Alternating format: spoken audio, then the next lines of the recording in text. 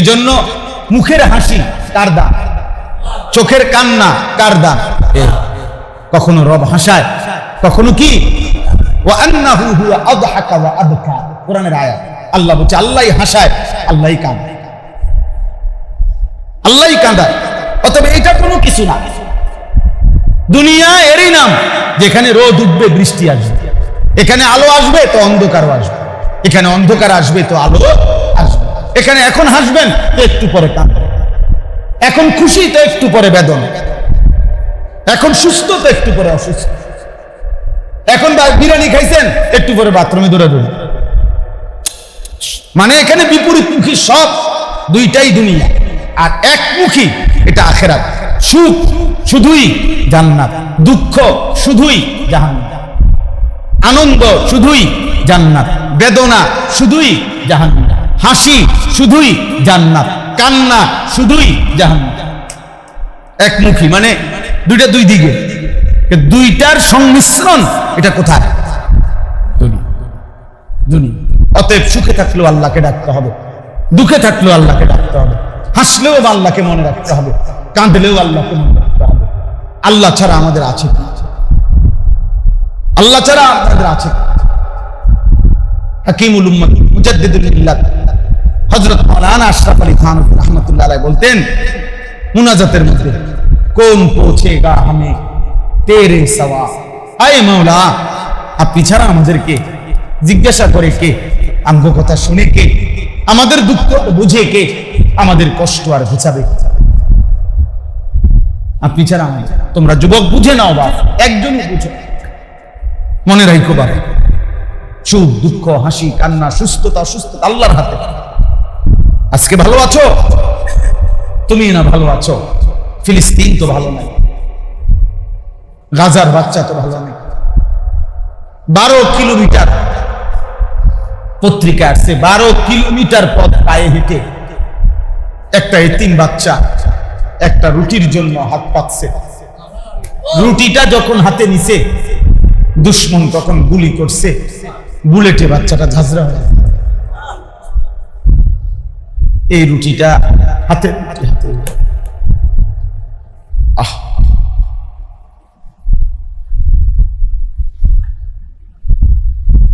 আমি বলছিলাম, আমার মনে হয়েছে কি জানেন, রুটিটা হাতে নিয়ে কোনো বাচ্চাটা আল্লাহরে বলছে, না আমি ছোট মানুষ, একটা রুটি পাইছি মাত্র, আমি তো কোনো ঝোলও নাই, ভাজিও নাই, গোশতও নাই, আমি শুধু শুকনা রুটিটা খাবো কেন? আল্লাহ তাআলা বলছে, বান্দা ঠিক আছে, ছেড়ে দে দুনিয়া, চলে আয় আমার কাছে, আমি তোরে জান্নাত থেকেই মেহমানদারি করব। যা, লাগবে না, রুটিও খাইস না, আয়া পড়, আমি তোকে জান্নাত থেকেই দেব। শহীদ জান্নাতি না, বাল আহইয়াউন ইনদা রাব্বিহিম ইরযাকুন। আল্লাহ বলছে শহীদ জীবিত, তার রবের কাছ থেকে রিজিক প্রাপ্ত। বাল আহইয়াউন ইনদা রাব্বিহিম ইরযাকুন, রবের পক্ষ থেকে রিজিক প্রাপ্ত। এই জন্য আল্লাহ যেন বলে, রুটি নিয়ে চলে আয়, ঝোল আমি দেব, গোশত আমি দেব, জান্নাত থেকে দেব। বলো দেখো, তোমরা নারী, তোমরা ছবি দেখো, তোমরা মোবাইলে সারা রাত নাচ গান, তোমরা এক ওয়াক্ত নামাজ পড়ো না, আল্লাহরে ডাইকো না, এমনি সব ঠিক হয়ে যাবে, সুখে ভাসবা। আগামী 30 বছরও এভাবেই চলবে। তুমি মোবাইল টিপতে টিপতে আর নারী দেখতে দেখতে তোমার আগামী জীবন সুন্দর হয়ে যাবে।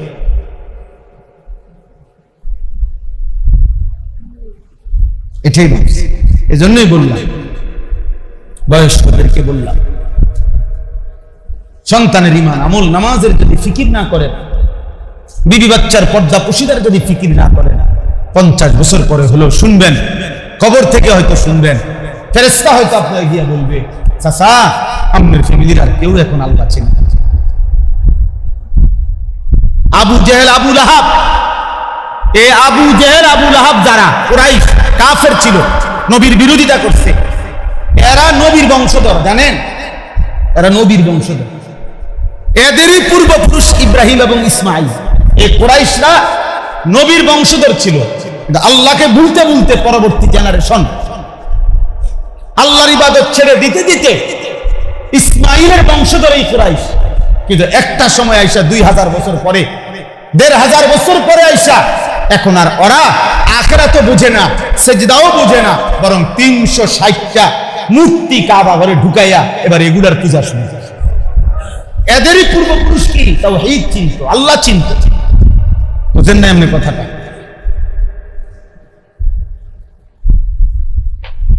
এজন্য তুমি যদি একটা ছেলে এক ওয়াক্ত নামাজ না পড়ো, তো তোমার পরবর্তী জেনারেশন কি করবে? তুমি আল্লাহ যদি তোমার হায়াত দেয়, তুমি তো বড় হইবা বাবা, বিবাহ করবা, আল্লাহ তোমারও তো সন্তান দিবে।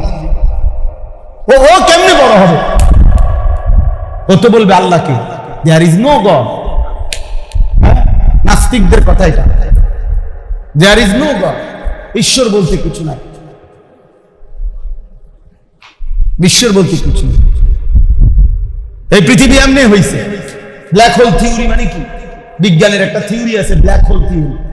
অর্থাৎ পৃথিবী একটা কালো গোলাকার একটা ফুটবলের মতো বল আসিল কালো, এটা একদিন হঠাৎ ফাইটা গেছে, ফাটছে আর এটার থেকে অনেক কিছু ছিটকাইয়া পড়ছে এর ভিতরের থেকে। এই ছিটকাইয়া পড়েই এই মানুষ, গরু, ছাগল, হাঁস, মুরগা, এই পৃথিবীর সৃষ্টি সব এমনি হয়ে গেছে। কেমন পাগল এবার কত, এই পাগলের বাতরান দেখি এমন মাথা খারাপ বুঝি মানুষ হয়। এরা মহাবিজ্ঞানী এক কাছে। হ্যাঁ, এটা থিওরি, বিজ্ঞান। বান্দর থেকে আসছে মানুষ, এটা বিজ্ঞানের থিওরি, বিবর্তনবাদের থিওরি, যেটা নিয়ে গত জালেমের আমলে সারা দেশ বারবার আমরা আন্দোলন করেছিলাম, প্রতিবাদ করেছিলাম সকলে, যে শিক্ষার মধ্যে, সিলেবাসের মধ্যে এটা থাকতে দেওয়া হবে না। আলহামদুলিল্লাহ ওই সিলেবাস, ওই পড়াও বাদ গেছে। ওই পড়া ঢুকাইবার চেষ্টা যারা করছে তারাও ভাগ করেছে, তারাও জমিন ছাড়। এজন্য দয়া করে রাত্র গভীরে আমি আর দেরি করব না বেশি, অনেক রাত হয়ে গেছে। আপনারা সবাই মিলে আমরা সবাই ফিকির করি আমাদের নবী সাল্লাল্লাহু আলাইহি ওয়াসাল্লাম, তিনি আমাদের শ্রেষ্ঠ নমুনা। এই আমি যে আয়াত পড়ছি শুধু তর্জমা বলি। আল্লাহ তাআলার নবীকে সাল্লাল্লাহু আলাইহি ওয়াসাল্লাম, নবীকে মক্কার বাসীরা বলতো পাগল। নাউজুবিল্লাহ, মুহাম্মদ একটা পাগল। কেন বলতো? কারণ বাপ দাদা বংশধর আত্মীয় স্বজন গ্রাম মহল্লা গোটা মক্কাবাসী কেউ যেই কথা বলে না, জানে না, কেউ যেই কথার শুনে নাই, এরকম আশ্চর্য কথা মুহাম্মদ নতুন করে একা বলতেছে। আল্লাহ, ইবাদত, আখিরাত, পরকাল, হাসরের ময়দান, বিচারের মাঠ, মিজান, ফুলসেরাত, এটি কোনো কথা? এগুলো আমরা বংশের, আমরা 10 গ্রামের কেউ জীবনে শুনে নাই, আমরা বাপ দাদায় কেউ শুনে নাই, আমরা জীবনেও শুনলাম না এই কথা কেউ। ওমা এই বেটা এটা কি করে একা? এই জন্য তারা বলতে লাগলো লোকটা তো আসলে পাগল। আজকে এখন আমরা কেমন মনে করেন? আজকে যদি আমরা ইসলামের পক্ষে বলি, আল্লাহর কথা বলি, বিরোধিতাকারীও অনেক আছে, কিন্তু পক্ষে 2-4 জন হইলেও তো আছে, বুঝেন না? কিছু লোক তো পক্ষে ফামু আমরা নাকি? কিন্তু সেদিন যেদিন নবী শুরু করছে, কল্পনা করেন ডানে বামে উত্তরে দক্ষিণে পূর্বে পশ্চিমে চতুর্দিকে গোটা জমিনের মধ্যে একজন আল্লাহকে মাননেওয়ালা অনুসরণকারী নাই। এক মহাসাগরের উপরে দাঁড়িয়ে যেন তিনি একাই কালেমার আওয়াজ তুলছে। কি সাহসটা করছে, কি হিম্মতটা করছে! এই কারণে মক্কাবাসী বলতেছে যে সে একটা পাগল, নাউজুবিল্লাহ। কারণ কেউ যে কথা বলে নাই, এটা কোন কথা সে বলে, বুঝেন না? আল্লাহ তাআলা এই সূরার শুরুতে, সূরা কলম, এই সূরার শুরুতে আল্লাহ তাআলা 2টা কসম করে আল্লাহ এই কথাগুলোর মক্কার কাফেরদের এই কথার জবাব দিয়েছে। নবীকে আল্লাহ বলছে, বন্ধু আপনাকে ওরা পাগল বলে, আপনি কোনো জবাব দিবেন না, জবাব আমি রব্বুল আলামিন দেব, আমি জবাব দেব। হাদিসে কুদসির মধ্যে আছে, মান আদালি ওয়ালিয়ান ফাকাদ আযানতুহু বিল হারব। আল্লাহ বলছে, আমার কোন প্রিয় বান্দা ওলি, তার যদি কেউ বিরোধিতা করে, আমি আল্লাহ তার বিরুদ্ধে যুদ্ধের ঘোষণা দিলাম। এটা যদি আল্লাহ তার প্রিয় বান্দা ওলির ব্যাপারে বলে, তো রাসূলের ব্যাপারে বুঝেন না? রাসূলের ব্যাপারে কি, নবীর ব্যাপারে আল্লাহ কি সিদ্ধান্ত হবে? এজন্য আল্লাহ তাআলা বলছে, বন্ধু আমি জবাব দিচ্ছি। তো আল্লাহ তাআলা জবাব দিচ্ছেন। সূরাটার নাম হলো সূরা কালাম। আল্লাহ তাআলা বলেন, নুন ওয়াল কালামি ওয়া মা ইয়াসকুরুন। নুন একটা অক্ষর, এটা কোরআনের মুজিজা। এটা আল্লাহ তাআলা মক্কার কাফেরদেরকে বলছে, আমার বন্ধু মুহাম্মদ কোরআন বানিয়ে বলে নাই, বানাইয়া যদি বলতো তোমরা সব কথা বুঝতা, সব অক্ষর বুঝতা। যেহেতু আমার বন্ধু এটা বানায় নাই, এটার প্রমাণ হিসেবে আমি আল্লাহ কোরআনের 29টা সূরার শুরুতে এরকম বিচ্ছিন্ন 1 2 3 4 5 অক্ষর আমি উল্লেখ করছি। আমি আল্লাহ এটার অর্থ বলি নাই, আমার নবীও বলে নাই। এবার তোমরা পারলে বলো যে এটা কি বুঝাইতে চাইছে। আলিফ লাম মিম, আলিফ লাম র, এই হামিম, এরকম শব্দ আছে কোরআন শরীফে। এগুলো আপনার অর্থ কি আল্লাহ এবং তার রাসূলই একমাত্র ভালো জানেন। তাহলে এরপরে আল্লাহ দুইটা কসম করছে, ওয়াল কালাম ওয়া মা ইয়াসকুরুন। আল্লাহ বলে, 1 নম্বরে বন্ধু আমি কসম করছি ওই কলমের, যে কলম দ্বারা আমি আল্লাহ আমার সমস্ত সৃষ্টির তাকদীর লেখাইছি। 2 নাম্বার, আমি আল্লাহ কসম করতেছি ওই কলম দিয়ে আমি আমার সমস্ত সৃষ্টি জগতের যে তাকদীর লেখাইছিলাম, এই সমস্ত কথা, সমস্ত ফয়সালা, তাকদীরের সমস্ত বাণী, এই সবটা কথার কসম, সবটা কথার কসম। এরপরে আল্লাহ বলেন, এই 2টা কসম করে বলেন, আল্লাহ বলছে কলমের কসম, মানে যে কলম দিয়ে আমি আল্লাহ তাকদীর লিখাইছি, এই তাকদীরে যত কথা লিখাইছি সবগুলো লেখার কসম, মানে গোটা সৃষ্টি জগতের তাকদীরের কসম লিখাইয়া আল্লাহ তাআলা বলেন কসম করে, মা আনতা বিনিআমাতি রাব্বিকা বিমাজনুন। বন্ধু 24 ঘন্টা আপনার উপরে আমি আল্লাহ রহমত বর্ষিত হয়। এত রহমত যার উপরে বর্ষিত হয়, এমন বন্ধু পাগল হতে পারে না। আপনি পাগল নন। আপনি কি নন বলেন না, কি পাগল? ওয়া ইন্না লাকা লা আজরান গায়রা মামনুন। এরপরে আল্লাহ বলে, বন্ধু তো ওরা যে আপনাকে পাগল বলে, আপনি বলুন, আপনি আপনার দাওয়াত, তালিম, তাজকিয়া, জিহাদ, আপনার মেহনত আপনি করতে থাকেন, আপনার প্রতি সেকেন্ডের বিনিময়ে অগণিত হিসাব ছাড়া বিনিময় পুরস্কার আমি আপনাকে দিতেই থাকবো। এরপরে সর্বশেষ কথা হলো, আল্লাহ একটা এই কথাটাই বলার জন্য সর্বশেষ কথা হলো, আল্লাহ বলছে ওয়া ইন্নাকা লাআলা খুলুকিন আযীম। আল্লাহ বলছে, বন্ধু গোটা পৃথিবীবাসীর কাছে আমি একটা চ্যালেঞ্জ করলাম যে আমি আপনাকে সমস্ত উত্তম চরিত্র, উত্তম আখলাক, উত্তম বৈশিষ্ট্য পূর্ণ মাত্রায় দিয়ে আমি আল্লাহ আপনাকে পাঠিয়েছি, তৈরি করেছি, সৃষ্টি করেছি, এই দুনিয়ায় পাঠিয়েছি। আমি চ্যালেঞ্জ করছি, আপনার 63 বছরে উত্তম, আপনার সব ঘন্টা, মিনিট, সেকেন্ড, আপনার হাসি, কান্না, আচরণ, উচ্চারণ, আপনার চুল, চেহারা, কথা বার্তা, রাত দিন, একাকী, প্রকাশ্য, আপনার ঘর সংসার, বাজার, ব্যবসা, হাসি কান্না, আহার নিদ্রা, প্রস্রাবে যাওয়া বের হওয়া, সবকিছু সুন্দর, সব সুন্দর, সব শ্রেষ্ঠ। আমি চ্যালেঞ্জ করলাম পৃথিবীবাসীকে, কেউ রে বলেন এই চ্যালেঞ্জের জবাব দিতে যে আপনার 63 বছরের 1 সেকেন্ডের উপরে একটা লাল কালির দাগ বসে। 1450 বছরে কেউ পারছে? কেউ আজ পর্যন্ত নবীজির 1 মিনিটের উপরে কেউ একটা দাগ বসাইতে পারে? কেউ বলতে পারে নাই যে মুহাম্মদ সাল্লাল্লাহু আলাইহি সাল্লামের এই 1 মিনিটের আচরণ সুন্দর না, পছন্দসই না। বরং লক্ষ লক্ষ সাহাবীরা শত শত আইটেমে, রাতে দিনে, একাকী প্রকাশ্যে, এরপরে চুল খোলা, চুল ঢাকা, জামা পরা, চাদর পরা, পূর্ণিমার চাঁদের নিচে খাইতে, ঘুমাইতে, উঠতে, বসতে, হার হালাতে নবীকে দেখছে শত শতবার, হাজার হাজার বার, লক্ষের চাইতে বেশি সাহাবী, খোদার কসম সব সাহাবী প্রতিবারই বলছে এমন সুন্দর জীবনে আর কাউকে দেখিনি। তিনি কে? মুহাম্মদুর রাসূল সাল্লাল্লাহু আলাইহি ওয়াসাল্লাম। আল্লাহ তাআলা এমন দৌলত, এমন নবী, এমন নিয়ামত আমাদেরকে দিছিলেন, কিন্তু দুর্ভাগ্য আমরা সেই নবীর সুন্নাত আমাদের মনে থাকে না। বেঈমানের যত আচরণ আমাদের বুঝে আসে।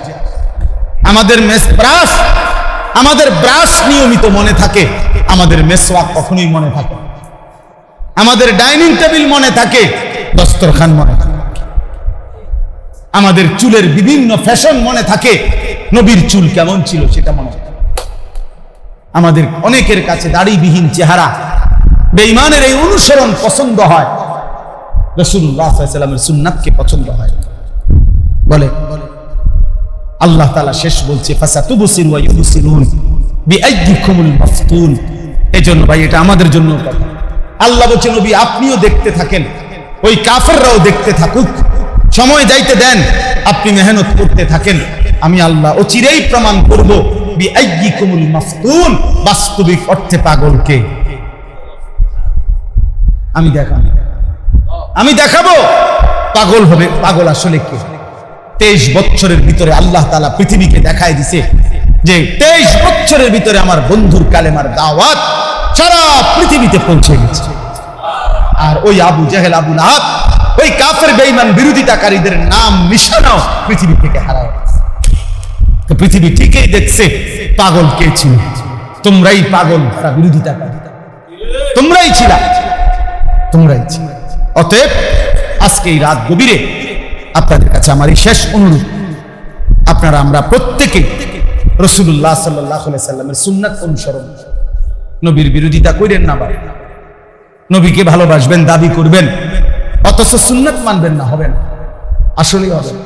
বিড়ি খাইতে খাইতে নবীর আশেক হয় না, সিগারেট খাইলে নবীর আশেক হয় না, দাড়ি কাটলে নবীর প্রেমিক হয়, সুদখোর নবী প্রেমিক হতে পারে, ঘুষখোর নবী প্রেমিক হতে পারে, কিস্তি নেয় যে ওই নবী প্রেমিক হতে পারে, যার স্ত্রী বেপর্দা ও নবী প্রেমিক, যার মেয়ে বেনামাজি, ছেলে বেনামাজি ও নবী প্রেমিক, যে কথায় কথায় গালি দেয় ও রাসূল প্রেমিক হতে পারে না, যে প্রত্যেক কথা মিথ্যা বলে সে রাসূল প্রেমিক হতে পারে, যে ওজনে কম দেয় সে নবী প্রেমিক হতে পারে, যার ঘরে প্রতিদিন রঙিন টেলিভিশন চলে, নাচ গান চলে, নাটক সিনেমা চলে, খোদার কসম ওই নবী প্রেমিক হইতে পারে না। ও যদি দাবি করে আশেক রাসূল সে, তাহলে সে মিথ্যাবাদী, ধোঁকাবাজ, প্রতারক, ধোঁকাবাজ, নাফরমান রাসূল প্রেমিক হইতে পারে। নাফরমান তো নাফরমান, পাপী তো পাপী, সে নবী প্রেমিক হবে কেন? আমি যদি হই আমি পাপী, আপনি হলে আপনি। গুনাহ যার মধ্যে আছে, আল্লাহর নাফরমানি যে প্রতিনিয়ত করে, সে নবী প্রেমিক হবে কেন? তাহলে গুনাহ ছেড়ে দাও, নিজের স্ত্রী, নিজের ছেলে মেয়ে ঈমান আমলের ফিকির করে, নিজেদেরও ঈমান আমলের ফিকির করে। তোমরা যুবক ছেলে, বাবা, কিশোর ছেলে, তোমাদের কাছে অনুরোধ, প্রিয় ভাই, তোমাদের প্রত্যেকেই চেষ্টা করো চুল স্বাভাবিক রাখো, রাসূলুল্লাহ সাল্লাল্লাহু আলাইহি ওয়াসাল্লামের সুন্নাত মতো। এই ডান দিকে, বাম দিকে, সামনে, এই 3 দিকে যাদের চুল বড়, অথবা মাঝখানে চুল আছে, চারদিকে একদম টাইটা সমান করে আলাদা করে 2টা ভাগ বানায় ফেলছে চুলের, অর্থাৎ এতটুকু অংশ চুল একদম কামাইয়া নাই, আর মাঝখানে পাখির বাসার মতো একটা চুলের ফোঁজা রাখছো, এটাকে একটা ডিজাইন বানায় দিছো। আল্লাহর কসম এটা কাফেরের ডিজাইন, এটা বেঈমানের ডিজাইন, এটা মুশরিকের ডিজাইন। আর এই পৃথিবীর সবাই জানে একটা কথা মনে রাখো, মানুষ যার সাদৃশ্য অবলম্বন করে তার প্রভাব তার উপরে পড়ে,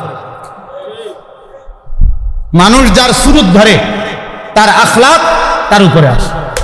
এই জন্য তুমি যদি কাফেরের আকৃতি ধরো তো তোমার আখলাক হবে জুনায়েদ বাগদাদি,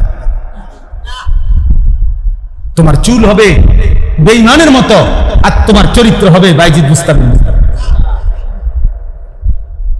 বুঝেন নাই কথা? তোমার চেহারা হবে মুশরিকের মতো, আর তোমার আখলাক হবে জুনায়েদ বাগদাদি। হ্যাঁ, মস্কারি। আল্লাহ আমাদেরকে হেফাজত করে। অতএব আমরা একটা একটা সুন্নাতের উপরে আমল করব, বলেন ইনশাআল্লাহ। আল্লাহ তাআলা সকলকে তৌফিক দান করেন। খাদেমুল ইসলাম পরিষদের আজকের এই মাহফিল আল্লাহ তাআলা কবুল করেন। আলহামদুলিল্লাহ, এই সংগঠন ইতিপূর্বে আরো অনেক কাজ করছে, এখনো করবে। আপনারা সবাই ভালোবাসবেন, সহযোগিতা করবেন, আন্তরিকতা দিয়ে পরামর্শ দিবেন, আর্থিকভাবে সহযোগিতা করবেন। মাদ্রাসা আলহামদুলিল্লাহ আপনাদের এখানকার ঐতিহ্যবাহী মাদ্রাসা এটা, আল্লাহ তাআলা যেন ওই মাদ্রাসাতে বরকত দান করে, মাদ্রাসার জরুরত যেন আল্লাহ তাআলা পূরণ করে। আল্লাহ তাআলা আপনাদের সবাইকে ঈমান আমলের জীবন দান করেন, তাকওয়ার জীবন দান করেন। আপনারা প্রত্যেকে, আমার একটা ছোট্ট অনুরোধ আছে, আমি ব্যক্তিগতভাবে সব সময় চেষ্টা করি, আমার জীবনের একটা বড় স্বপ্ন, আমার জিন্দেগির মেহনতের একটা বড় স্বপ্ন হলো আমার দেশের কিশোর নওজোয়ান ছেলেরা, কিশোর যুবক ছেলেরা নামাজি হবে, চরিত্রবান হবে, ফজরের নামাজ পড়বে। আগামী দিনে 50 বছর পরে হোক, 30 বছর পরে, যেদিনই হোক, ইনশাআল্লাহ আমার দেশের সন্তানরা কালেমার পতাকা উড়াবে, ইসলামের বিজয় নিশান উড়াবে। আমরা এটা স্বপ্ন দেখি, আশা করি। আমার এই আশায় আমার একটা স্বপ্ন যে আমি আমার মাদ্রাসা কুমিল্লা ক্যান্টনমেন্ট ময়নামতি সাহেবের বাজার, ওইখানে আমি একটা বড় জায়গা কিনছি, প্রায় 94.5 শতক জায়গা, 1 একরের মতো, প্রায় 2.5 কোটি টাকার জায়গা। এই বড় জায়গাটা কিনার একটা বড় স্বপ্ন হলো, একদিকে একটা মাদ্রাসা, ছোটদের বাচ্চাদের যে মাদ্রাসা এখনই আছে, 500 ছাত্র আলহামদুলিল্লাহ ভাড়া বাড়িতে এখন পড়ে। তো এই নতুন জায়গাটা আমরা কিনছি, আশা করছি আরেকটা মাদ্রাসা আমরা করতে চাই একসাথে, যেটা সর্বস্তরের মুসলমানদের জন্য মাদ্রাসা, অর্থাৎ মুসলমানদের যেই কোনো বয়সী, যেই কোনো পেশা, যেই শিক্ষিত অশিক্ষিত, স্কুল কলেজ ইউনিভার্সিটি, দিন মজুর কুলি ঠেলাওয়ালা, যে যখন যতটুকু সময় নিয়ে আসবে সে এতটুকু দিন শিখবে। যার সময় যতক্ষণ দিন শিখবে ততক্ষণ, এটা আমার একটা ইচ্ছা। আলহামদুলিল্লাহ আমি এটার কার্যক্রম ইতিমধ্যে চালু করছি অল্প অল্প করে, কিন্তু এটাকে বড় আকারে রূপ দিতে চাই। এই সব মিলাইয়া মাদ্রাসার জন্য এই বড় জায়গাটা কেনার উদ্দেশ্য হলো বড় সড়ো এই ব্যবস্থাপনা করা, যেন সকল মুসলমান সারা বছর দিন শিখতে পারে। তা আপনাদের কাছে আমি একটা কাগজ দিতেছি কিছু লোকের হাতে, এমনি হ্যান্ডবিলটা শুধু একটু পড়ে দেখবেন, যখন আপনি মনোযোগ দিয়ে একবার কইবেন, পড়ে দেখবেন আমি এখানে একটা আবেদন করছি। শুধু আবেদনটা হলো আমার ওই মাদ্রাসার এই বড় জায়গাটাতে এক নামাজের মুসল্লা পরিমাণ জায়গা, 8 স্কয়ার ফিট, 4200 টাকা। তো আমরা একটা পরিকল্পনা করছি যে এই 4200 টাকা এক নামাজের মুসল্লা পরিমাণ জায়গা আমাদের ওই মাদ্রাসার জমিতে যে অংশগ্রহণ করবে, দিবে, আমরা তাকে আজীবন আমাদের মাদ্রাসার উন্নয়ন সদস্য বানাবো ইনশাআল্লাহ। যতদিন আল্লাহ যদি দয়া করে মাদ্রাসা চলে, প্রতিটা দোয়ায় ওই মানুষটাও পাবে। হইতে পারে 4200 টাকা আপনি ভুলেও গেছেন, হয়তো আর মনেও থাকবে না, কিন্তু আমরা নাম লিখে রাখবো।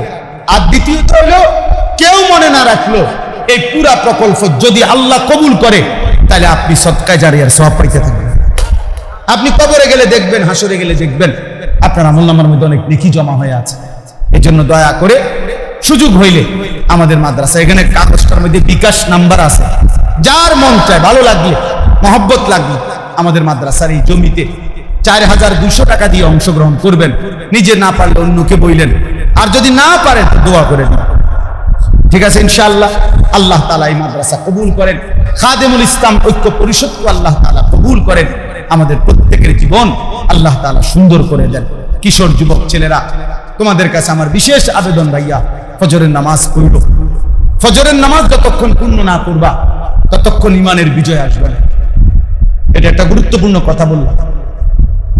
এই জাতি ওই অপেক্ষায় আছে, ইসলাম আমাদের বর্তমান সময়টা অপেক্ষায় আছে ওই গ্রুপের, মুসলমানের ওই জামাতের, যে জামাত জুমা এবং ফজর বরাবর, এটা কিতাবে আছে। অর্থাৎ মুসলমানদের যেই দল জুমার নামাজ এবং ফজরের নামাজ বরাবর হবে, তাদের হাতে ইহুদিদের চূড়ান্ত পতন হবে, এটা কিতাবে আছে। আজকে বলেন আমরা জুমা এবং ফজর বরাবর, কথা বলেন, বুঝেন নাই? মানে আমরা জুমার মুসল্লি আর ফজরের মুসল্লি বরাবর, 50-50 বুঝেন নাই?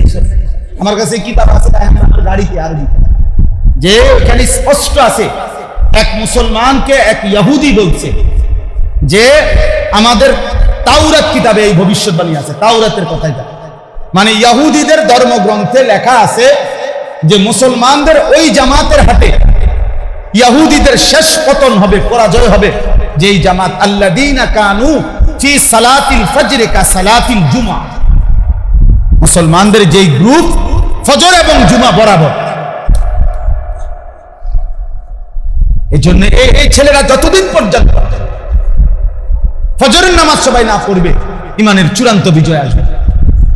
আপনাদের আমার একটা অনুরোধ, এই খাদিমুল ইসলাম পরিষদ সাদুল্লাহ ভাই, হ্যাঁ, সবাই মিলে আপনার উদ্যোগ, আপনারা আলহামদুলিল্লাহ বক্তর উপযুক্ত আলেমের এলাকা, আলহামদুলিল্লাহ আপনারা সব বড় বড় আলেম, আপনাদের কাছে আমার অনুরোধ, ফজর ক্যাম্পেইন, অর্থাৎ এটার নাম দিয়া যেমনি আপনারা সুবিধা করেন, আমাগো নাম হইল ফজর ক্যাম্পেইন, অর্থাৎ ফজরের গণসংযোগ। ফজরের জন্য দায়িত্ব নিবে একজন বন্ধু, একটা ছেলেকে বলবে, দায়িত্ব নিল যে আমি আমার একজন বন্ধুকে ফজরের নামাজের জন্য উঠাবো, নিজেও পড়বো, আমি উঠাবো। আলহামদুলিল্লাহ সন্দ্বীপে 4টা যুবক ছেলে কলেজের, চট্টগ্রাম সন্দ্বীপে, ওরা 1.5 বছর চেষ্টা করছে, এক টানা 4000 ছেলে ওদের লিস্টি করা ফজরের নামাজ জামাতে পড়ে। কয়দিন আগে ল্যাপ তুষকের দোকানদার, এই গত জুমার আগের জুমায় আমার কাছে আসছে এক ছেলে, আমার খুব মহব্বত করে, ল্যাপ তুষক বেচে ওরা। এই ল্যাপ তুষকের দোকানদাররা তারা দুইজনে চেষ্টা করছে, 15-20 দিন আমরা মেহনত করছি, এখন 240 জন সাথী আমাদের ফজরের নামাজ জামাত। এরপরে আশ্চর্য হলো, তারা নাম দিছে, তাদের সংগঠন বেনামাজিকে খুঁজে বেড়াই, নামাজিকে বন্ধু বানায়। আপনি শুনছেন এমন সুন্দর নাম? আর মাথার যদি আল্লাহ সুন্দর বুদ্ধি দিতে পারে, আমাদের মাথায় দিবেন, এর চেয়ে মারাত্মক। বেনামাজিকে খুঁজে বেড়াই, নামাজিকে বন্ধু বানায়। আপনারা ছেলেদের, সব ছেলে নষ্ট হয় নাই, সব ছেলে বরবাদ হয় নাই, আর যারা ভুল পথে গেছে তাদেরকে ফেরানো সম্ভব, ওদের কলিজায় ঈমান আছে, ওদের বাবা মুসলমান, মা মুসলমান। আমার অনুরোধ, রায়হান ভাই, সাদুল্লাহ ভাই, মকবুল ভাই, আপনাদের কাছে সব সময় আমরা আসতে হবে, এটা জরুরি না ভাই। আপনারা আপনাদের শুধু ছেলে নিয়ে 30 বছরের নিচে অথবা 12 বছর থেকে 18 বছর, 18 থেকে 24, এই 12 থেকে 24, তার মানে এই 12 বছরের ছেলে আপনারা মিটিং করেন, ওদেরকে নিয়ে বসেন, বসে আলাদাভাবে কথা বলেন যে বাবা এখান থেকে তোমরা দায়িত্ব নাও, কে যে ফজরের নামাজে পড়বা, একজন বন্ধুকে ডাকবে, ও একজনকে ডাকো, এক মাসে একজনকে বলুন। আজকে এক ছেলে আমারে বলছে, হুজুর আমি বলতেছি, এখনো একজনও আমি ফিরাইতে পারি নাই, কিন্তু আজকে কয়েকদিন, অনেকদিন বলতেছি। ওই ছেলেরা আমি বুকে হাত দিয়া দোয়া করে দিয়েছি, ঠিক আছে না, আমি দোয়া করলাম, তো বলতে থাকো, একদিন রব তোমার দয়া করবে, একদিন বন্ধুরা কেউ নামাজ পড়বে তোমার বেশি। ও বলছে, হুজুর আমার অনেক কিছু বলতেছে, আমি যে কোনো অসুবিধা নাই, প্রত্যেকটা মন্দ কথা এই আয়াতে পড়লাম। আল্লাহ বলছে, বন্ধু আপনাকে প্রতিবার গালি দিলে আমি ওয়াদা দিলাম লাআজরান গায়রা মামনুন, আপনার আমি হিসাব ছাড়া পুরস্কার দেব। ওরা গালি দাও, আমি পুরস্কার দেব, আমি পুরস্কার দেব। এই জন্য দয়া করে আপনারা আবার বসবেন তো ইনশাআল্লাহ, বলেন, হিম্মত করে বলেন, ফিকির করলে আরো সমাধান বের হবে। ছেলেদেরকে নামাজি বানাবেন কিভাবে, কার্যকর উদ্যোগ নিতে হবে। নসিহত করলাম, উৎসাহ দিলাম, কিন্তু আবার বসতে হবে তাদের, 5 জন নিয়া, 10 জন নিয়া, 20 জন নিয়া ছোট ছোট ক্যাম্পেইন করতে হবে। আল্লাহ তাআলা আপনাদেরকে তৌফিক দান করেন, আল্লাহ তাআলা আপনাদেরকে কবুল করে নেন। আলহামদুলিল্লাহি রাব্বিল আলামিন। একজন বিশ্ববিখ্যাত মুহাদ্দিস আলেম ছিলেন হযরত সুফিয়ান ইবনে উয়াইনা রাহমাতুল্লাহি আলাইহি। হাদিসের জগতে অনেক বড় ইমাম ছিলেন। তো তিনি বলছেন, কোরআন সুন্নাহর ইলম সত্যিকার ভাবে অর্জন হওয়ার জন্য 5টি জিনিস জরুরি। 1 নম্বর হলো আল ইস্তিমা, মনোযোগ দিয়ে শুনুন। প্রথমে মোবাইল হাতে ধরে রাখলে কোনো মনোযোগ নেই। মোবাইলে এটা নিয়েই ঘটর ঘটর চলবে। একটু পর পর মোবাইলের দিকে তাকাবেন, আবার মাথা আলগি দিবেন। তো মোবাইলেও আপনার হাতে ধরে রাখলে পুরো উঠবে, আবার আপনি পুরো বুঝবেনও, আবার আপনি ভালো হয়ে যাবেন না। এত রং না, এত রং না। কোরআন সুন্নাহর ইলম আখিরাত এত খামখেয়াল। এই জন্য দয়া করে এই স্ট্যান্ড ছাড়া যারা হাতে যাদের এগুলা নামায় ফেলবে না, নিজে শুনলে বা দেখেন ফায়দা হবে। আমি বললাম নিজের উপকার, নিজের উপকার। বাস্তবতা হলো আমরা অনেক সময় অন্য অনেকের কথা খুব মনে করি, মানুষের সেবা, জনগণের সেবা, মহল্লার সেবা, দেশবাসীর সেবা, সব ভালো কাজ, কিন্তু নিজেকে ভুলে যাওয়া এটা বুদ্ধিমানের কাজ। উনি মনে করেন সকাল 10টায় বসছে, রাত 10টায় উঠছে। সর্দার সাহেব এই 12 ঘন্টা টানা মেল দরবার করে তার বাড়ির এক হাত রাস্তা বাইর করে দিচ্ছে। মানে মাশাআল্লাহ অনেক বড় একটা কাজ করছে। আজকে মনে 15 বছরের ঝামেলা সমাধান করে দিচ্ছে, রাস্তা এক বিপদ বের করে দিচ্ছে আর কি। দলিল পত্র, কথাবার্তি, দমক সমক দিয়া, কাগজপত্র দিয়া, ভালো কাজ। কিন্তু এর মধ্যে যে জোহর, আসর, মাগরিব, এশা 4 ওয়াক্ত নামাজ গেছে, উনি কোনোটাই পড়ে নাই। জনগণের এই পরিমাণ সেবা করছে যে 4 ওয়াক্ত নামাজ ছুটে গেছে। এখন বলেন এটা কি বুদ্ধিমানের কাজ হইল? এইটা বুঝাইলাম। এই জন্য অন্যকে শুনাইবার চেষ্টা সেটা ঠিক আছে, ভালো কাজ, কিন্তু নিজেকে ভুলে যাওয়া, নিজের জন্য গ্রহণ না করা, এটা ঠিক না। এই জন্য কোরআনুল কারীমের মধ্যে প্রথম ইসলাহ, প্রত্যেক ব্যক্তির প্রথম সংশোধন কার? নিজের। ইয়া আইয়ুহাল্লাযীনা আমানু আলাইকুম আনফুসাকুম, হে ঈমানদারগণ, আল্লাহ তাআলা বলছে হে ঈমানদারগণ তোমরা সকলেই নিজেকে আঁকড়িয়ে দাও। আলাইকুম আনফুসাকুম, ইয়া আইয়ুহাল্লাযীনা আমানু কু আনফুসাকুম, একই কথা।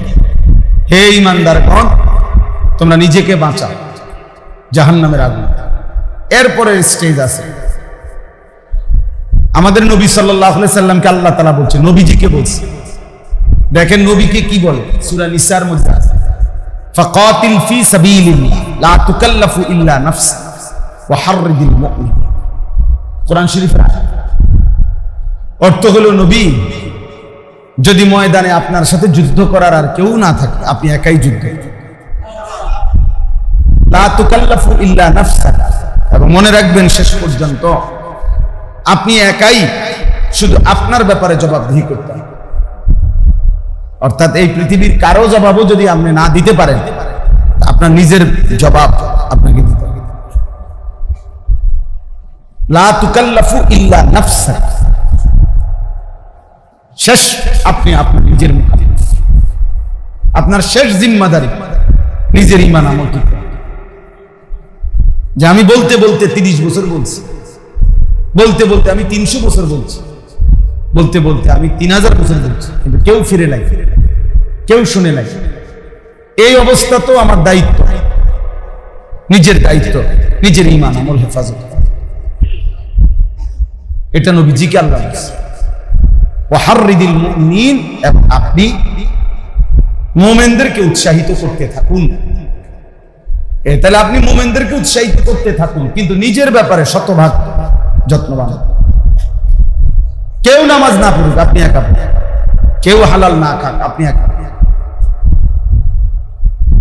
কেউ আল্লাহর পথে না চলুক।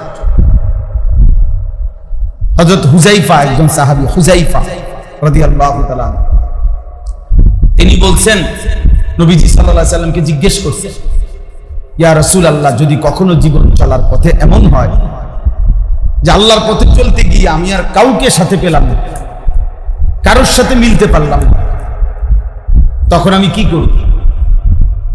হাদিসে স্পষ্ট আছে, নবীজি বলছে ফাতাজিল তিলকাল ফিরাকা কুল্লাহ, সব দল ছেড়ে দাও। ওয়ালাউ আন তাআদ্দা আলা আসলি শাজারাতিন হাত্তা ইউদরিকাকাল মাউত ওয়া আনতা আলা যালিক, এবং তুমি প্রয়োজনে গাছের গোড়ালি শিকড় মাড়ির দাঁত দিয়া কামড়াইয়া ধরবা মৃত্যু পর্যন্ত, তবুও ওয়া আনতা আলা যালিক, আল্লাহর দ্বীনের উপরে তুমি একাই থাকো, আল্লাহর দ্বীনের উপরে একাই থাকো। আমি বলতে বলতে যদি 30 বছরও কেউ না ফিরে, কোনো অসুবিধা নেই, কিন্তু আমার ঈমান আমলের ব্যাপারে আমি যত্নবান হব। এই ইসলাহি মজলিসের মূল ফিকির এই কথা, ইসলাহে নফস, নিজের সংশোধন, আত্মসংশোধন, এটারে বলে বাংলা আত্মশুদ্ধি, আত্মসংশোধন। তার মানে আমি যদি আর কাউরে ফিরাইতে না পারি, তবু আমি একাই আল্লাহ দ্বীনের উপরে, আমি একাই আল্লাহকে মানব, ঈমান আমলের উপরে।